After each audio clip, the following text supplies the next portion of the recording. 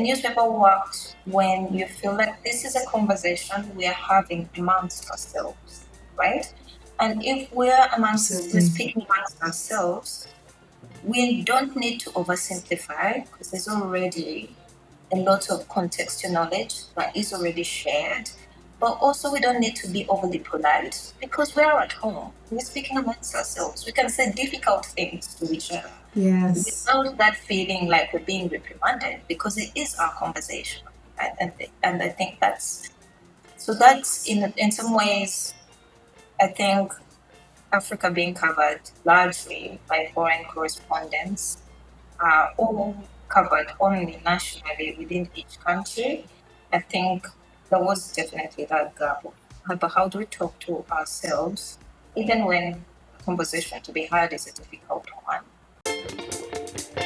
This is Selam Hello, where stories of joy and justice vibrate with the rhythm of Africa and the diaspora.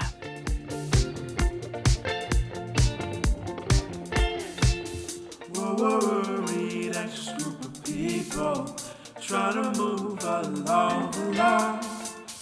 Maybe one day we'll get onto something. Salam and hello, everyone. My name is Lydia Piper, and as always, I'm so delighted that you're with us today. Today, we are wrapping up our 7-part series called The Hope. Over these last many weeks, we have learned from some incredible individuals about their passionate areas of understanding and expertise. From education to comedy to journalism, we have learned and grown together. I'm forgetting my English this morning. It's been a wonderful series, and I'm so thrilled that the person I wanted most to wrap up the series for us is with us today. Part of my weekly reading to keep myself informed, both as a member of the diaspora and a person who lives on the continent, is the journal The Continent. I have been reading it for the last couple of years and find every single so important to my ongoing connection to this place. Whether it's political movements, whether it's cultural moments, whether it's trends in fashion or music, I really look to the continent to keep me up to date on the breadth and the diversity of the continent, from east to west, north to south.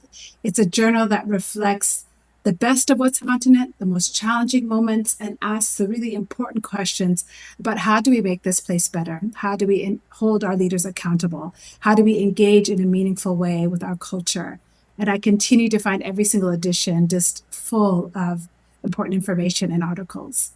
This week's edition, in fact, I think came into my inbox yesterday, and I opened it up, and there were stories there about top children's book author from South Africa, about the nightlife in Mali, about the ongoing kind of debate between Rwanda and the UK, around a wildlife park in Tanzania. I mean, as always, an array of articles from, 24 or so countries across the continent. There was a 10-question quiz, which I sent my not fare well, which that is on par and on brand for me. I do about 30 to 40% right on their 10-question quiz every time. But after eating the continent, I don't know, I just feel more connected. I feel like I have more understanding and I'm able to engage more deeply in the things that matter to me most. So as we were thinking about the case for hope and having these of conversation that are bringing us hope around things that matter to us, we wanted to bring this home for us and wrap up the series. Then the editor-in-chief of the continent, Lydia Namubiru. Lydia is the editor-in-chief. She is a Ugandan journalist, writer, and researcher. She previously worked as the Africa director for the Youth Open Democracy, supervising investigations into organized opposition to women's and LGBTQ people's rights on the continent. Prior to that, she reported, produced, and wrote for other media outlets, including Al Jazeera, BBC, Reuters, and The Mail and Guardian. I had the great pleasure to hear Lydia speak a couple months ago as Africa Media. I've read her writings over the many years and so appreciate the voice that she is, the advocate that she is, and also almost like an interconnector for us amongst the region and the continent to, again, the issues, the topics, the journalism that matters in us understanding this place that we call home. So Lydia, it is such an honor to have you with us today on Selam Hello. I am very happy to be here. Thank you for having us, and thank you. It's always such a joy to meet people who read the content because it's always what you think you're doing, and it's Absolutely. just sometimes it's just really affirming to hear that Mm. what we think we're doing is so aligned with how people are experiencing us and what difference we make in their media diet. Absolutely. I mean, in fact, yesterday when I was reading it, I forwarded it to a very dear friend who's in Tanzania and works in the environment space because there was a great article about this ongoing conflict in Tanzania, or not conflict, but the development of land for purposes other than natural uses. And again, it's just another example of the way that I have always used the content. Read it, consume it, share it. That has been my pattern. And I'm so grateful to have it as a resource, really, when we want to understand better what's happening in one place. We get so much. So, Lydia, for those who don't know well, give us a quick summary of how it started, and in particular, how you're using WhatsApp to distribute it, which I really appreciate as a means of engaging with it as well. Yeah, so for those who don't know the continent, it is a Pan-African newspaper. It's a weekly newspaper. And I think several things are distinctive about it. One is that it is a Pan-African newspaper. That's fairly rare to have a newspaper that tries to cover the continent as a whole and is doing it primarily for an African audience, isn't and is based in Africa. And the journalism is being done by Africans, for Africans. So that sort of so that is one distinctive thing Mm. about it. The other distinctive thing about it is that we're not, we have no particular interest in any platform. We will get the paper to where people are. We're not, interested in selling newsprint. So people are no longer reading the printed paper. That's fine. We will send them a PDF paper, which is how many people are reading these days. People are no longer Yeah.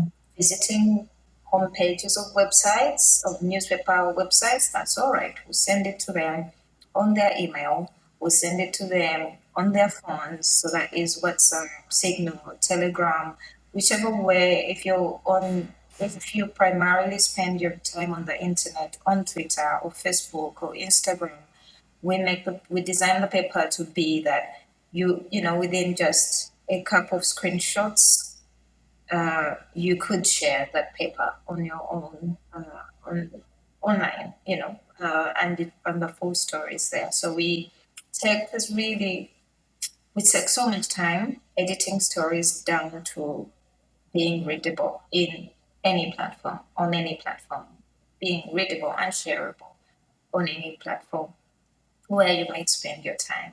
So that I think are the two. That's sort of some of the distinctive things about it, Yeah. and those roll out into how you experience it. So you will read about Africa in a way that's not what we're used for and have been frustrated by for a very long time, that external gaze. Yes. The reporting about that place for those people, right? That is a completely different when you're talking about an exotic place to your home audience. You speak very differently from when you're talking about to people who live there or people who feel familiar with the place to them, and the person speaking is one of them. So I think it's also quite different in the tone of how we cover the continent. Absolutely. In fact, the byline for the paper, when you open it up, you see the continent, and underneath it just says African journalism, which really says it all to me. So, being that it is created by Africans for anyone who is interested in this place, tell me how this creating the continent has maybe created a platform for a broader narrative about African journalism.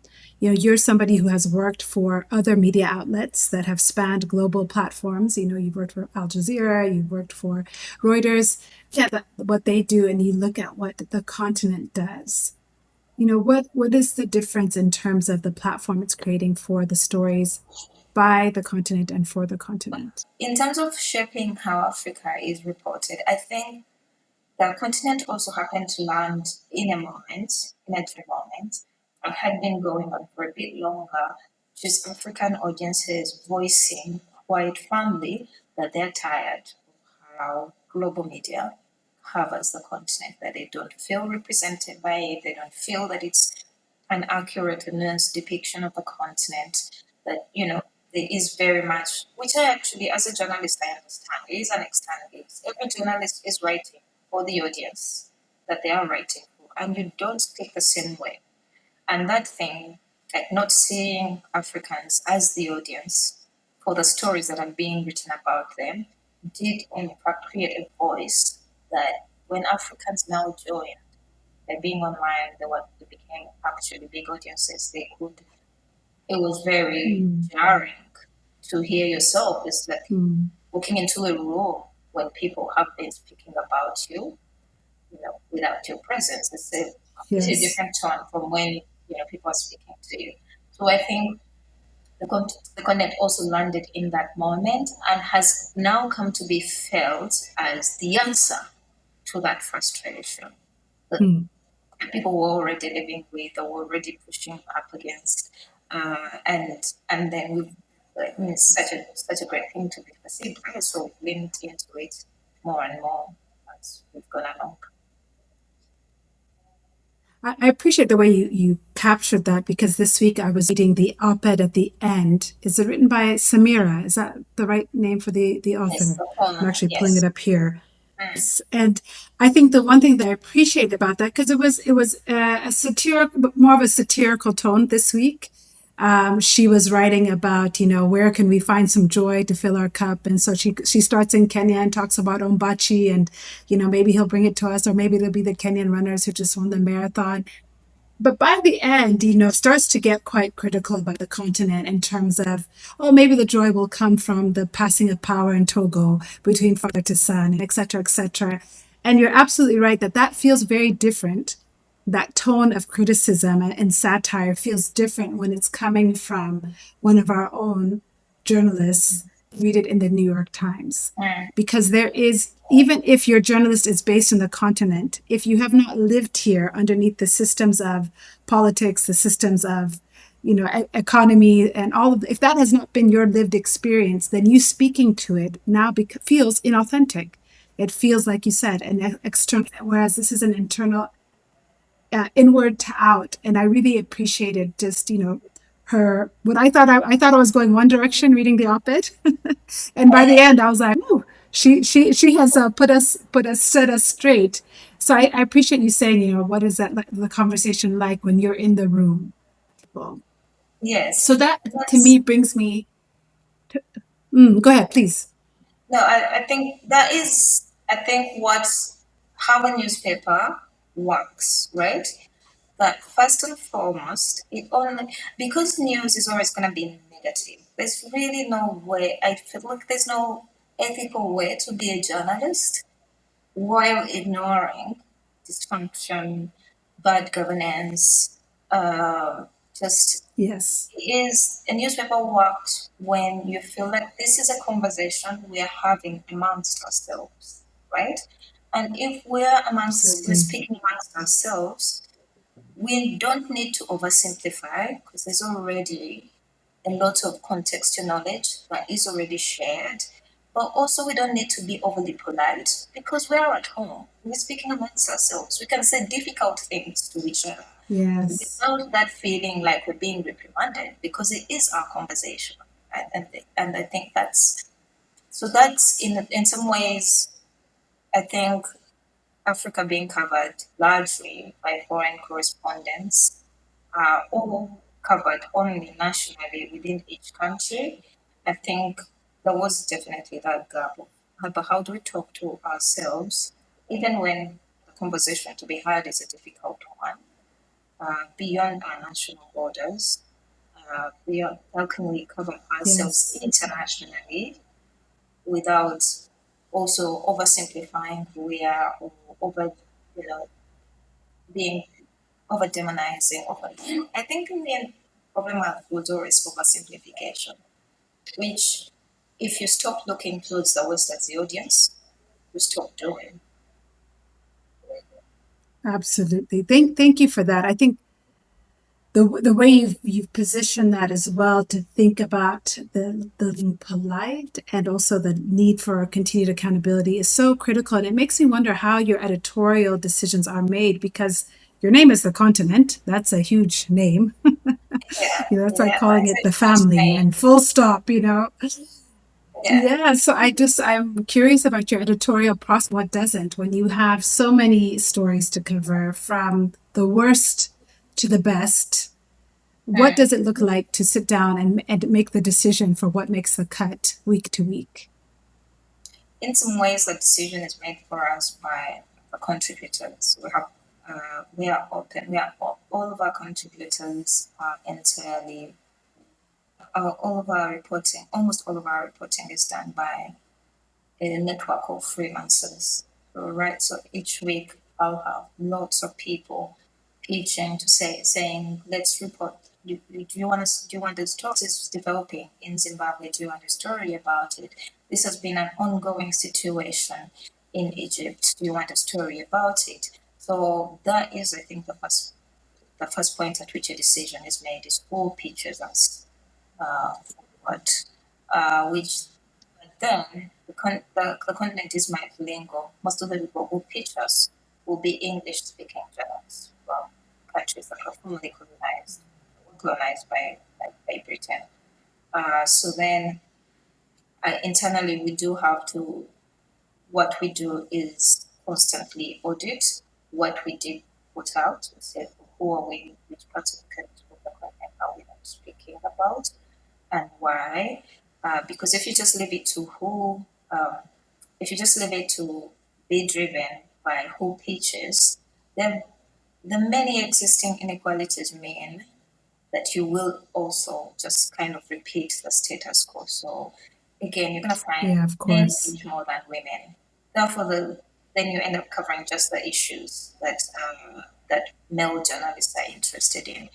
If you're an English speaking paper, you're gonna get pitches only from an English speaking world, which means you're not covering a lot of West Africa.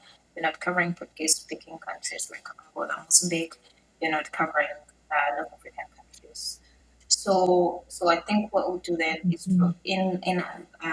what our editorial team does is try and balance that, try and fill out those gaps. For instance, last week, a lot of that issue was about, there was a special issue on the Sahel, and we decided we had to do a Yes. special issue on the Sahel because readers were actually writing to us to say you're not doing enough you're not reporting this, you're not explaining what's going on in this part of the continent well enough. So, which is another place where our journalism is decided by people who read us, and having the grace and generosity to write in to say, I like this, I don't Mm. like this, I wish I read more about this. Sometimes even actually submitting stories. For a while we had a column on people writing about their the food they eat, and that was all just our readers Yes. writing in about cuisine in their own countries. So that's another thing that decides us, is people writing in to say, I would really like to see more of this, I would like to understand this better about the continent. There's a situation that's going on in my country that you haven't covered, and then we'll look for a journalist that either that person writing in is a journalist who wants to cover that issue, or is a reader who, and then if we have the resources, we'll look for a local journalist to report on that. So that's, yeah, it's a multi-point decision. Yeah. So as you have a unique position, both between people pitching to you as well as putting out stories week to week of what is happening coast to coast in the continent. And your paper sits next to international headlines and international outlets that we also are consuming. What to say to your readers and listeners to this show, but also readers of the continent, the headlines that we're missing? that either are not being captured by mainstream media or that are not getting enough attention, where would you guide us to be paying more attention? I know the continent, it's weekly, it's not daily. So if there's breaking news tonight, there might be or next week's edition that you could cover it. But if you could give us some guidance about the headlines and the activities in the continent that we might be missing, that we should be paying more attention to, do you have some recommendations? I not right off now. I mean, subscribe to the continent. So we try to do two things. We try to cover issues that people in journalists in the continent think are important and therefore pitch to us.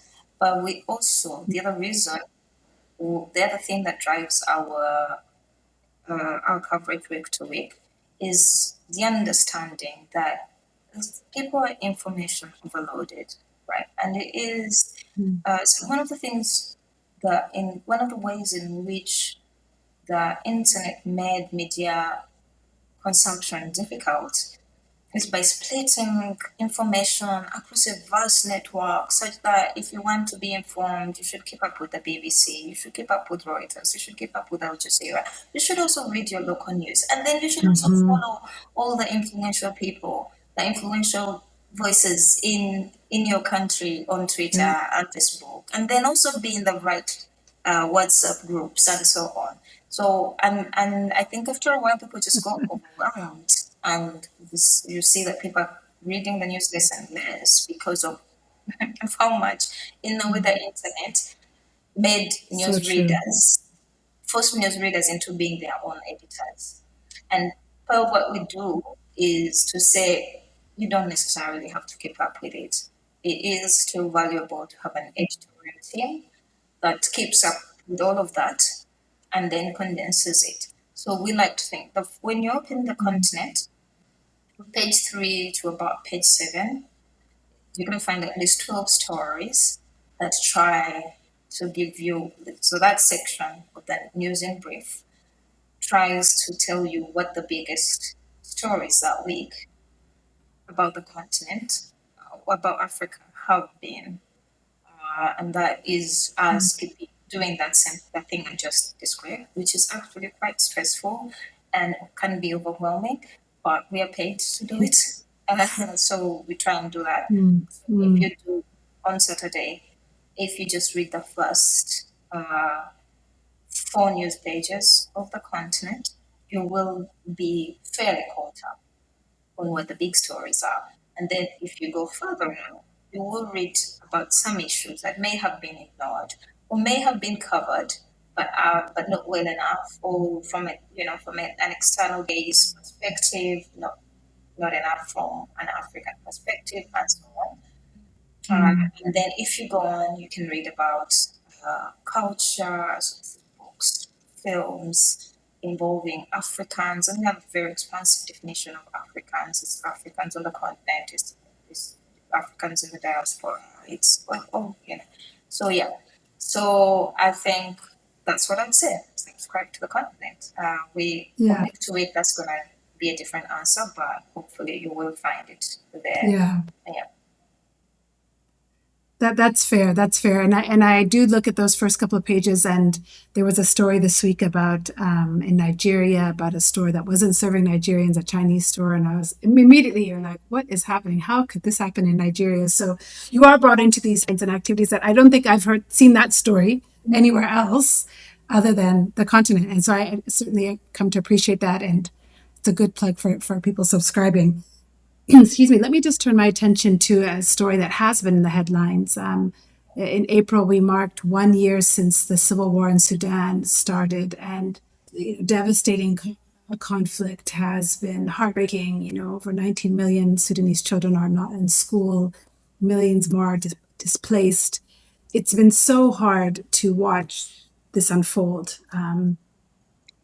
What is the role of the continent when a crisis of that scale starts in a country? It has reported extensively on the conflict there. You had a really incredible article several editions back about a young man, who had his life had shifted. He was in the tourism industry and had shifted as a result of the war.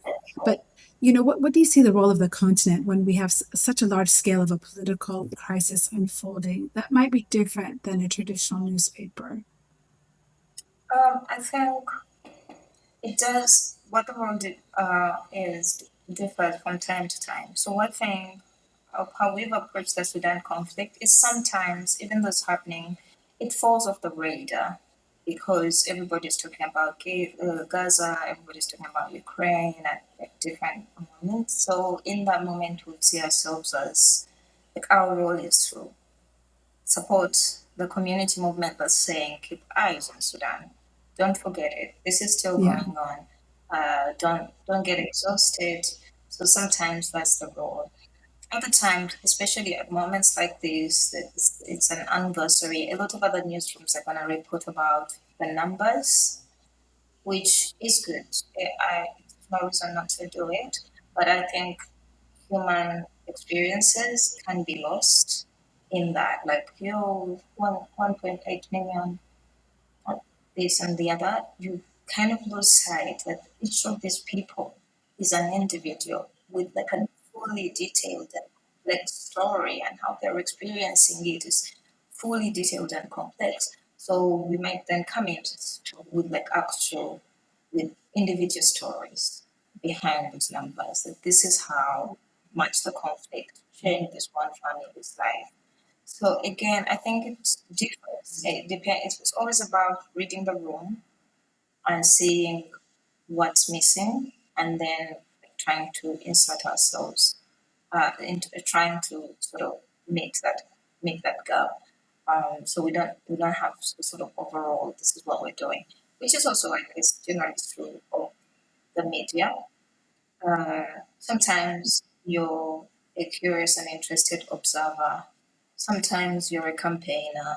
Sometimes you're the person that moves the spotlight a bit to say, yeah, okay, everybody we're focusing on that. There's this too. Yeah, it does. It depends on what else is happening. What we can say, what we can in with some confidence say, okay, you know what? People who read the news already know that. Let me show them something different. Or people who read the news are being completely bombarded by this issue and forgetting this other issue that's going on. So let me move their focus a little bit. Absolutely. One thing that I appreciate that the continent does, in addition, is bring us news from places that both are underreported elsewhere, but also have complicated relationships with the press. There might be limited press freedom in that country, and I'm curious how you navigate that. And that you have an extensive team of freelance reporters who are bringing stories to you. But I'm curious to know, when someone says you're not doing enough on the Sahel, or you want to hear a story from a region where there might be real threats to journalists' lives and well-being. I think about the Congo and how many people are in exile right now for fear of their lives because they've spoken out against the government. How do you navigate these really complicated environments, country to country? So I think regardless of how difficult a government might be about the press, local journalists will know how to navigate it. The main important thing is being open to them suggesting what that is. So some newsrooms will have hard and fast rules like we don't we don't allow anyone to write under a pseudonym. If a journalist in a particular Right. tells us this is the only way they're going to be able to speak without self-censoring, we say that's fine. That's all right. Let's do it. Some newsrooms will have had rules like, we don't we only work with journalists. Like you have to be a professional journalist. We will work with different kinds of journalists at different levels. That they might be citizen journalists. This may be the one thing they care about. There may be a campaigner. This is the one thing they care about that they will write about. That's all right. So I think it's always, and at the end of the day, it's about listening to the person who's on ground and who is at most risk if things go wrong. In some contexts, people being published in an international publication actually helps their safety. And so they'll say, I want to write about this, and I want you to use my name because being more than a local journalist gives me some safety within this context. In other places, that really makes them a target. So it is, again, differs. It's about, so at the end of the day, it's like remembering to have that conversation with people and being open to what they suggest. As long as I know who the reporter is, they can they can write uh, whatever conditions they feel are safest to for writing honestly. Yeah. What I'm just thinking, what a opportunity and a need there is for such opportunities for our journalists. There's this tremendous amount of courage. We've seen the last couple of years a bit better what it means to report in the face of this kind of opposition, and grateful to hear that the continent makes space for that. You yourself are a journalist. We talked a little bit about your writing. And at the Africa Media Festival, I was really glad to hear you speak with some colleagues on a panel called What Every African Journalist, Gender and Authoritarianism on the Continent. It was a really dynamic panel. And you, Eliza, and I'm forgetting your Kenyan colleague, forgive me, who was also on the panel, really spoke with great breadth about what you were observing and about trends around gender and authoritarianism and reporting on the continent. And as I was thinking about this interview, I wondered if you would speak to that again with a slight frame on the question of what should every African know about gender and authoritarianism on the continent? So not just your colleagues in newsrooms, but normal people like me who care deeply about these topics. What do we need to know? Well, I think the first thing to know I guess the first thing to mark that a lot of us live in countries that are being ruled by governments that are largely illegitimate and unpopular, especially now, given the demographic divide between the ruled and the governed. A lot of Africa is ruled by old people, while it is very, very, the citizens are very, very young, and there are big differences, big disagreements between the governed and the governors, the big gaps. Like there's so many ways in which the governed are not appealing at all to the. There's so many ways in which the governors are not appealing at all to the ruled, and when people in power are faced with that sort of crisis, they start to lean into very populist oversimplifications of events, right? Of things, of phenomena. And I think gender, for whatever reason, is such, um, it has so much potential for populism. So in gender, I'm talking about gender in the way we speak about it, gender expression. Do you look male? Do you look female? Do you look like, or are you not satisfactorily fitting within those two boxes? Do you behave male? Do you behave female? Does that match the box that society assigned to you?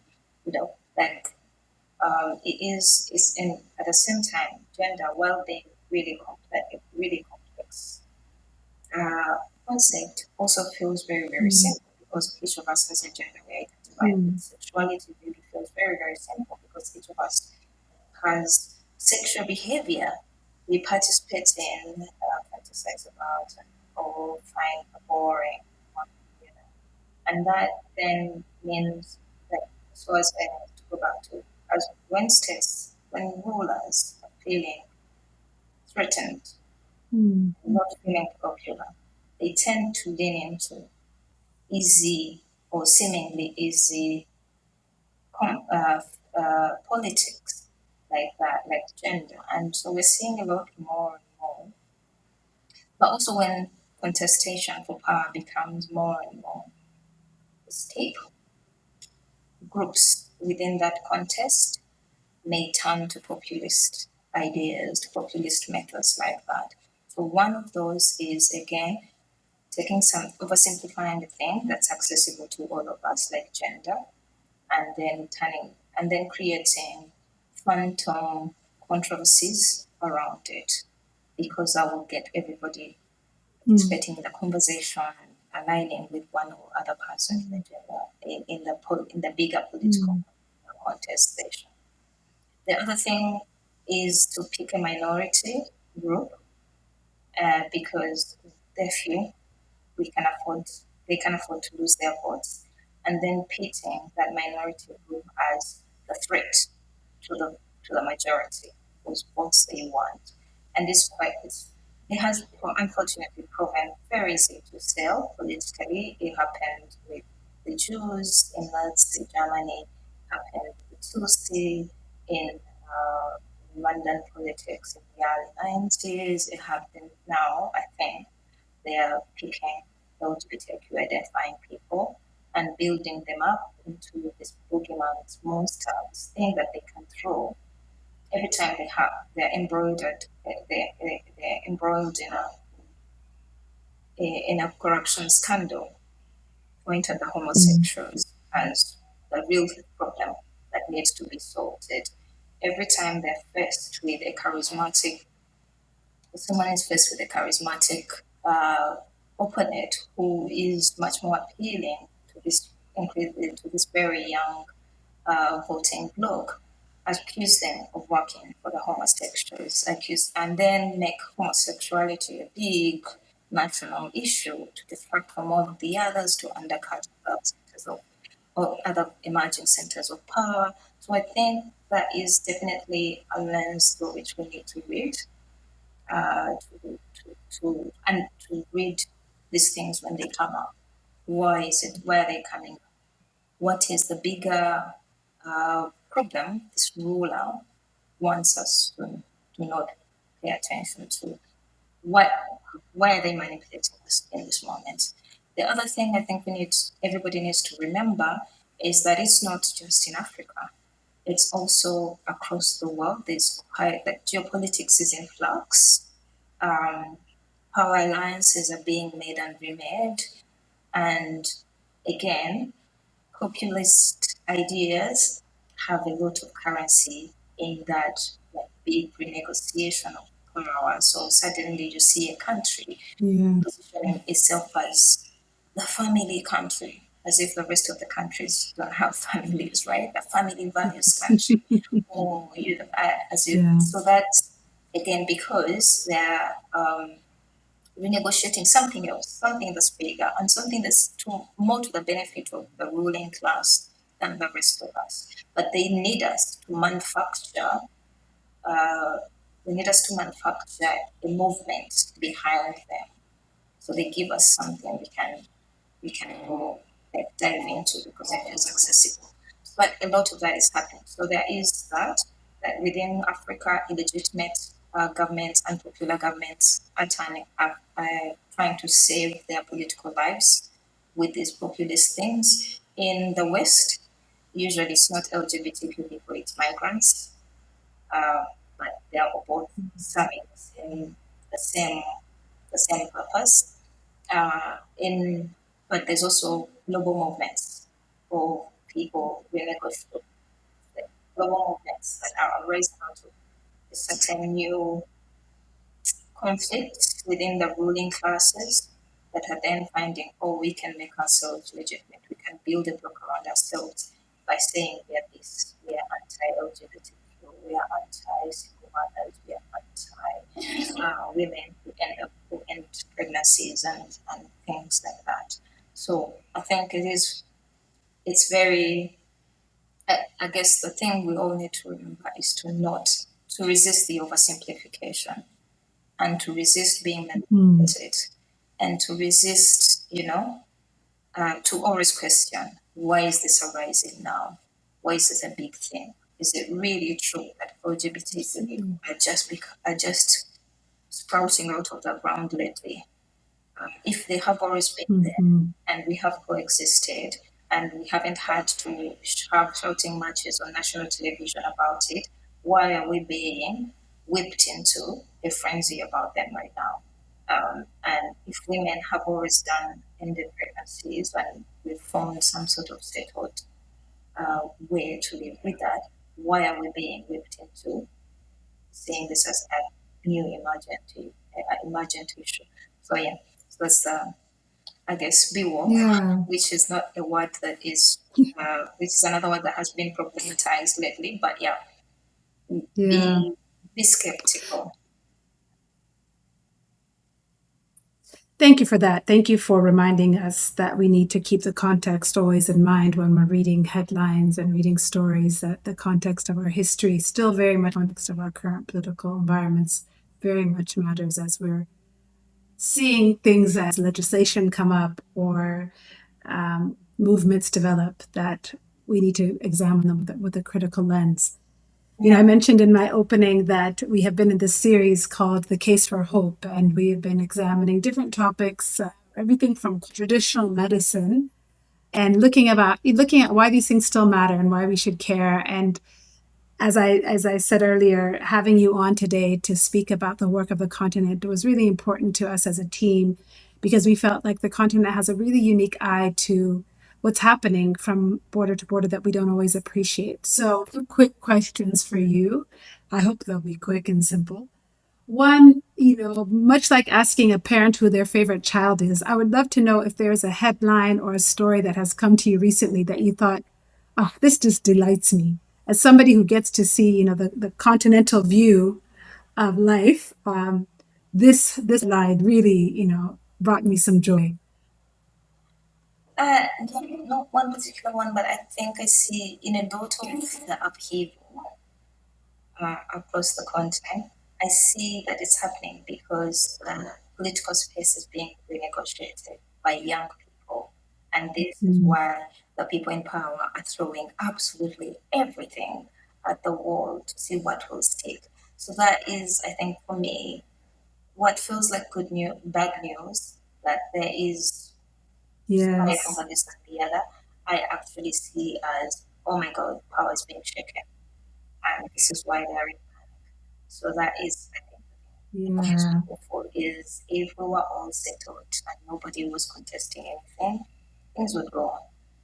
If including the things we're deeply unhappy about, but it's because we are pushing back, it's because space is being actively renegotiated that we see so much upheaval. So, like those movements, the movements that are contesting for power, that are contesting to change how we treat marginalized people amongst ourselves, they really do give help. And Yeah. it's, But thank you for that. Mm, yeah, I think it's, I forget who said this, but wise man, a woman, or a wise person once remarked that it is the old world is dying and a new one is struggling to be born, and this is the time for monsters. I feel like this is really true about this moment, but there is a new world that's struggling to be born, and the people who are trying to make mm. that new world are really, they give me hope. That's so, I love that quote. That's gonna stay with me. So, Lydia, this is not a fair question, but as we wrap up, my last one would to be for to you. What is the case for the continent? As you look up at all of your journalism world and your colleagues reporting on issues worldwide, and you have to pitch for the continent, what's your pitch? It actually wouldn't be so much about what we cover, but that I think a lot of, like I said, the old world is dying, the new one's struggling to be born. I think, yeah, and right now, sort of, I think that is also true about the media in Africa, everywhere, that a new world is struggling to be born, and I think the community is part of that movement of rebirthing, of birthing the new. Yeah. And I think it's an experiment. It might not be here, so many years down the road, but I think it is that process of experimenting, trying new things, is worth supporting, is worth witnessing, is worth copying from. So that is the thing. I guess that would be how I pitch the content, is that in an industry Mm, that is struggling, lots of it is dying, what's the new that will be reborn. And it's always great to keep an eye on who is trying to innovate and do something. So, and that community is part of that. Well, thank you for the work that the continent is doing, because as those innovations happen, as those movements grow, and new ideas are being born, we know that we'll find those captured within your pages. So thank you so much for being with us today and for the work of the continent. We'll be sure to link in our show notes how people can subscribe and get their weekly dose And of can the I make a continent in pitch their for WhatsApp inbox. Can I make a pitch for people who are not necessarily interested in saving journalism or seeing what they can't? I think it is an answer to that information overwhelm that you feel. You can, if you don't keep up with your Twitter feed, you don't uh, try and fact check everything that's shared in WhatsApp. You could also just, read one credible, well curated newspaper every week and be fairly well informed. So that is, I like to tell people that the Connect is the paper. When you're on a media diet, you're not trying to overwhelm yourself, but you're also not trying to check out entirely. There is a paper for that. It's fantastic. Absolutely. It can only plus one that 100%. I really have come to rely on it. Whether it's Gado's illustrations or the articles, I've just come to rely on really the continent to guide us and to inform us. So thank you so much, Lydia, for with us. Thank you for your reporting, Thank your you for work. having Yeah. me. Oh, I'm so glad. The internet did not defeat us. We travailed. We were born through this process. Thank you so much. And we'll be sure to include all the information on how our listeners can find the continent and your work and subscribe to it. And of course, listeners, you can find us on Instagram, on TikTok, on LinkedIn, wherever you get your news these days. We're not on X, I have to say, but we're around. Reach out to us at Selam Hello. We would love to hear your thoughts. And we'll see you next week with a new episode. Thank you so much, Lady, for having me. What an honor to have you, really.